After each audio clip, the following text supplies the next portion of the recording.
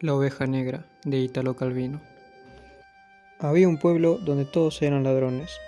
A la noche, cada habitante salía con la ganzúa y la linterna e iba a desvalijar la casa de un vecino. Volvía al alba y encontraba su casa desvalijada. Y así, todos vivían en amistad y sin lastimarse, ya que uno robaba al otro y este otro hasta que llegaba un último que robaba al primero. El comercio en aquel pueblo se practicaba solo bajo la forma de estafa, por parte de quien vendía y por parte de quien compraba.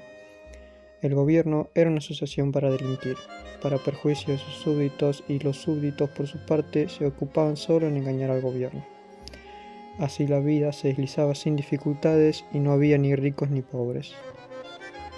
No se sabe cómo ocurrió, pero en este pueblo se encontraba un hombre honesto. Por la noche, en vez de salir con la bolsa y la linterna, se quedaba en su casa a fumar y leer novelas. Venían los ladrones, veían la luz encendida y no entraban. Esto duró poco, pues hubo que hacerle entender que si él quería vivir sin hacer nada, no era una buena razón para no permitir que los demás lo hicieran. Cada noche que él pasaba en su casa era una familia que no comía al día siguiente. Frente a estas razones, el hombre honesto no pudo oponerse. Acostumbró también a salir por las noches para volver al alba, pero insistía en no robar.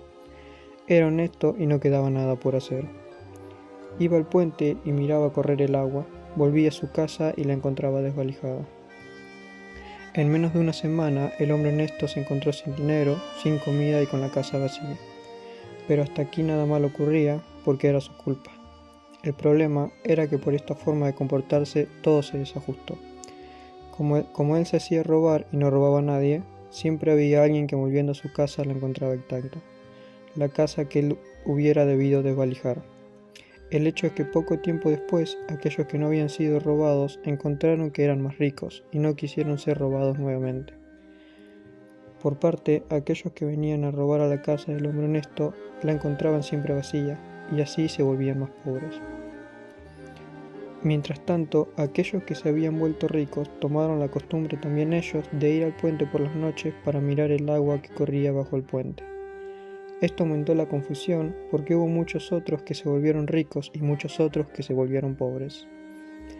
Los ricos, mientras tanto, entendieron que ir por la noche al puente los convertía en pobres y pensaron: paguemos a los pobres para que vayan a robar por nosotros. Se hicieron contratos, se establecieron salarios y porcentajes. Naturalmente, siempre había ladrones que intentaban engañarse unos a otros, pero los ricos se volvían más ricos y los pobres se volvían más pobres.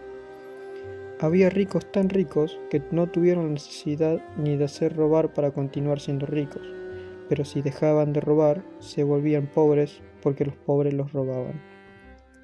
Entonces pagaron a aquellos más pobres que los pobres para defender sus posesiones de los otros pobres, y así instituyeron la policía y constituyeron las cárceles. De esta manera, pocos años después de la aparición del hombre honesto, no se hablaba más de robar o de ser robado, sino de ricos y pobres, y sin embargo eran todos ladrones. Honesto había existido solo uno y había muerto enseguida, de hambre.